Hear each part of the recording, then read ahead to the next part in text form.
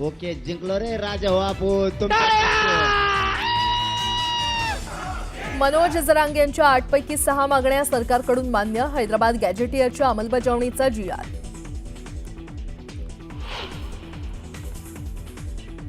आंदोलनाच्या 5व्या दिवशी मनोज जरांगेंनी मागे घेतलं उपोषण. मंत्री विखे पाटलांच्या हातानं सोडलं उपोषण. जरांगेंच्या डोळ्यात पाणी.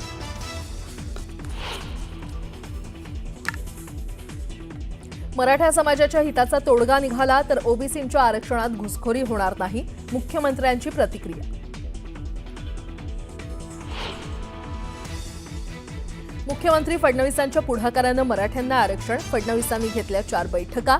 कायदेशीर सल्लामसलत करून काढला तोडगा.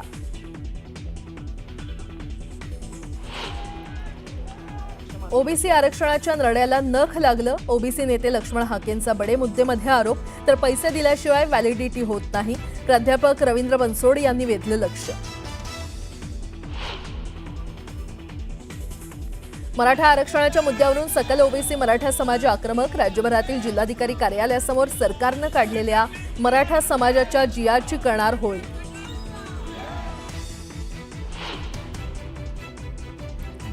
उपोषण संपल्यानंतर जरांगे पाटील छत्रपती संभाजीनगरच्या रुग्णालयात दाखल. पुढील काही दिवस रुग्णालयात करणार उपचार.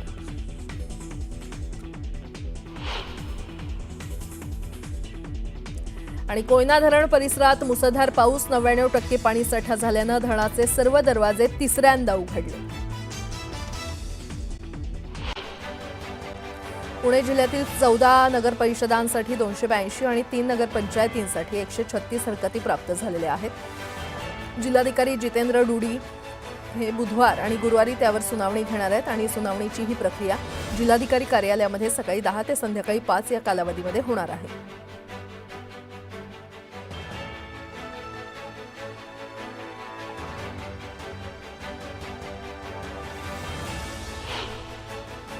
गोंदिया जिल्ह्यामध्ये स्क्रब टायफस या आजारानं पुन्हा डोकं वर काढलंय. जिल्ह्यातून या आजाराचे 57 संशयित रुग्ण आढळलेत. त्यातील 7 रुग्ण पॉझिटिव्ह आढळले असून सतर्कतेचा इशारा देण्यात आला.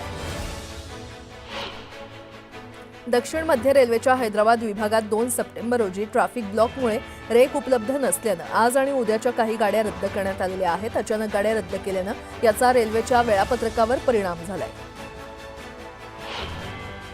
मुंबई विजयदुर्ग रोरो सेवेच्या प्रतीक्षेत असलेल्या चाकरमान्यांची प्रतीक्षा अखेर संपली आहे. गेल्या काही दिवसांपासून प्रतीक्षेत असलेली रोरो सेवा बोट विजयदुर्ग बंदरात दाखल झाली आहे. बोटीचं आगमन होताच ढोल ताशांच्या गजरात, फटाक्यांच्या आतिषबाजीत आणि जल्लोषात स्वागत करण्यात आलं.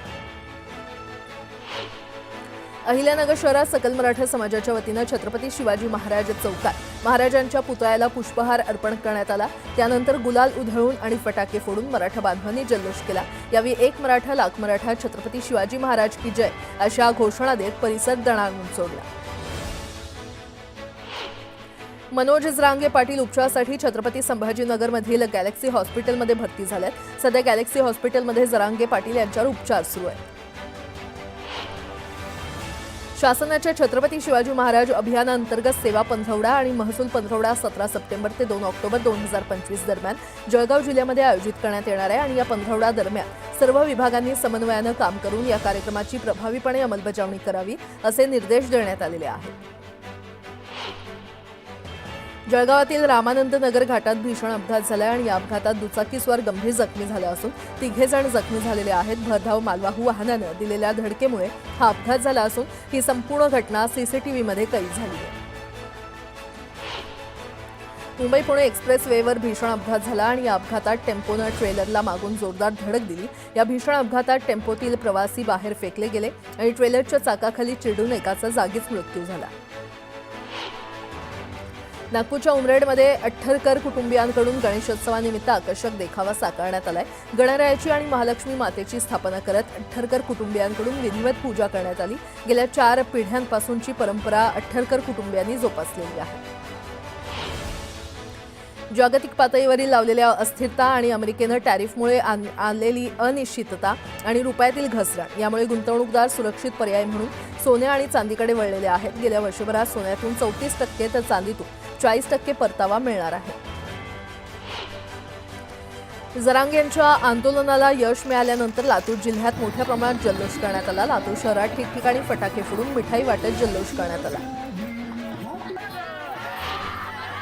मावळ मतदारसंघातील 20 समस्यांवर तोडगा काढण्यासाठी मावळचे आमदार सुनील शेळके यांनी पुण्यामध्ये मुख्य अभियंता सुनील काकडे यांच्या दालनामध्ये महत्त्वपूर्ण आढावा बैठक घेतली। यात प्रलंबित डीपीडीसी कामं तात्काळ पूर्ण करण्याचे निर्देश ठेकेदारांना देण्यात आले। शाश्वत सिंचन सुविधेसाठी राबवण्यात येणाऱ्या पंतप्रधान कृषी सिंचन योजनेमध्ये नैसर्गिक संसाधन व्यवस्थापनाच्या कामांसाठी 588 कोटी रुपये मंजूर झाले असून त्यापैकी आतापर्यंत 301 कोटी रुपयांचा खर्च करण्यात आला। गोंदियाच्या तिरोडा तालुक्यातील श्री क्षेत्र डाकराम सुकळी इथे श्री चक्रधर स्वामी देवस्थान कमिटीतर्फे चक्रधर स्वामींची 805वी जयंती उत्साहात साजरी करण्यात आली। डाकराम सुकळी इथे भोपे पुजारी वर्गाकडून नियमितपणे मंदिराची देखभाल केली जाते। स्थानिक भोपे पुजारी वर्गाकडून चक्रधर स्वामींच्या मंदिरात हा कार्यक्रम साजरा करण्यात आला। गणरायाचं विसर्जन सोहळा मोठ्या थाटामाटात पार पडला। प्रदूषण टाळण्यासाठी प्रदूषण नियंत्रण मंडळाच्या माध्यमातून वर्सोवा आणि गोरेगाव इथे विसर्जनासाठी कृत्रिम तलावांची उभारणी करण्यात आली होती। यावेळी महाराष्ट्र प्रदूषण नियंत्रण मंडळाचे अध्यक्ष सिद्धेश कदम यांनी भेट देऊन तलावांची पाहणी केली। मराठा समाजासाठी आरक्षणाचा प्रथम लढा उभारणारे माथाडी कामगार नेते दिवंगत अण्णासाहेब पाटील यांचे पुत्र माजी आमदार नरेंद्र पाटील यांच्या नवी मुंबईतील निवासस्थानी सीएम फडणवीसांनी भेट दिली। गणेशोत्सवाच्या पार्श्वभूमीवर त्यांनी प्रथम गणरायाचे दर्शन घेत आशीर्वाद घेतला आणि यावेळी मुख्यमंत्री फडणवीस यांनी अण्णासाहेब पाटील यांच्या कुटुंबियांची विचारपूस केली। करमाळ्याच्या पोलीस उपअधीक्षकांनी उपमुख्यमंत्री अजित पवारांसोबत संवाद साधला। पोलीस उपअधीक्षक अंजली कृष्णांनी अजित पवारांना ओळखलं नाही आणि यामुळे अजित पवार यांनी संताप व्यक्त केला। 100 बातम्या अतिशय वेगवान स्वरूपात सुरुवात करूयात। जरांगेंनी उपोषण सोडल्यानंतर गुलाल उधळत आंदोलकांनी जल्लोष केला आणि भगव्या टोप्या आणि खांद्यावरील उपर्ण उडवत आंदोलकांनी जल्लोष केला। सरकारनं मागण्या मान्य केल्यानंतर एका वयोवृद्ध आजोबांनी आझाद मैदानात जल्लोष केला। मनोज जरांगे पाटील आणि सरकारचे आभार मानत आजोबांनी आनंद साजरा केला। मनोज जरांगेंसारख्या दिसणाऱ्या मराठा आंदोलकाला खांद्यावर उचलून घेत आंदोलकांनी एकच जल्लोष केला। आमचा आनंद गगनात मावेना अशा प्रतिक्रिया आंदोलकांनी दिल्या। सीएसएमटी स्थानक परिसरात फटाके फोडून जल्लोष करण्यात आला। फटाक्यांची आतिषबाजी करत आंदोलकांनी जल्लोष करत सरकारसह जरांगेंचे आभार मानले। येवला आणि मालेगावसह नाशिक जिल्ह्याच्या ग्रामीण भागात मराठा बांधवांनी ठिकठिकाणी आनंदोत्सव साजरा केला।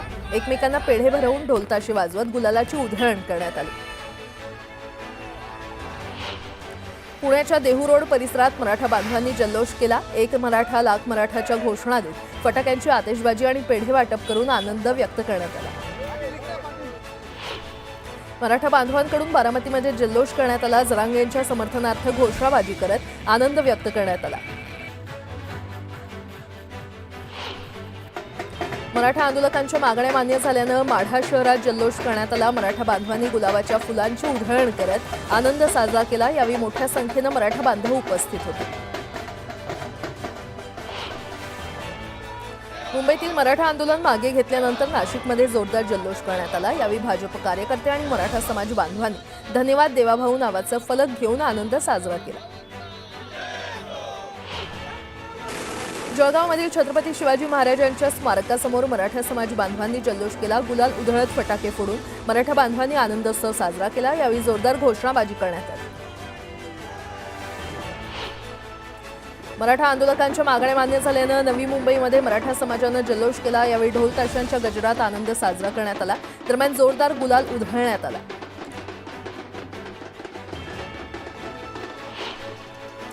मनमाडमध्ये मराठा समाजानं जोरदार जल्लोष केला। मागण्या मान्य झाल्यानं समाज बांधवांनी फटाक्यांची आतिषबाजी करत आनंद साजरा केला। दरम्यान एक मराठा लाख मराठा म्हणत जोरदार घोषणाबाजी करण्यात आली। मराठा आंदोलकांच्या मागण्या मान्य झाल्यानंतर अंतरवाली सराटीमध्ये जोरदार जल्लोष करण्यात आला। यावेळी ग्रामस्थांनी गुलाल उधळून आनंद साजरा केला। दरम्यान महिलांनी फुगडी खेळून आनंद साजरा केला। बीडच्या छत्रपती शिवाजी महाराज चौकात मराठा समाजानं जल्लोष केला। गुलाल उधळून फटाक्याची आतिषबाजी करत आनंद साजरा केला। यावेळी मराठा बांधवांनी जोरदार घोषणाबाजी केली।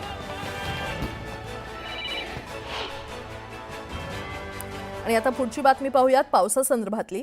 साताऱ्याच्या कोयना धरण परिसरात पावसाचा जोर वाढलेला आहे। कोयना धरणात 99% पाणीसाठा झालेला आहे। कोयना धरणातून 15,700 क्युसेक पाण्याचा विसर्ग सुरू करण्यात आलाय, तर कोयना धरणाचे दरवाजे 1 फूट 6 इंचांनी उघडण्यात आलेले आहेत।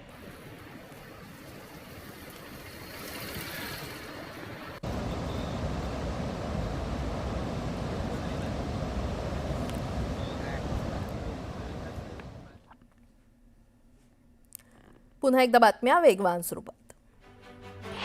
पुणे जिल्ह्यामध्ये जूनमध्ये झालेल्या 1.5 पावसामुळे 3 महिन्यांमध्ये सरासरी भरून काढली असून एकूण 93% पाऊस झालेला आहे। जुलै आणि ऑगस्टमध्ये पावसाचं प्रमाण सरासरीच्या अनुक्रमे 74 आणि 81% इतकं आहे। या पावसामुळे पीक उत्तम बहरल्यानं चांगलं उत्पादन मिळण्याची आशा कृषी खात्यानं व्यक्त केली आहे।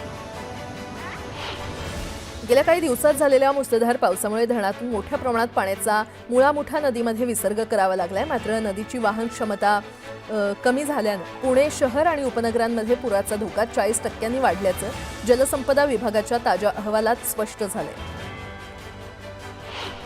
साताऱ्यामध्ये पावसाचा जोर वाढलाय। कोयना धरण परिसरात देखील पावसानं दमदार हजेरी लावल्यानं कोयना धरण 99% भरलेलं आहे। धरणाचे सर्व दरवाजे पुन्हा तिसऱ्यांदा उघडण्यात आले असून धरणातून 15,700 क्युसेक वेगानं पाण्याचा विसर्ग सुरू आहे।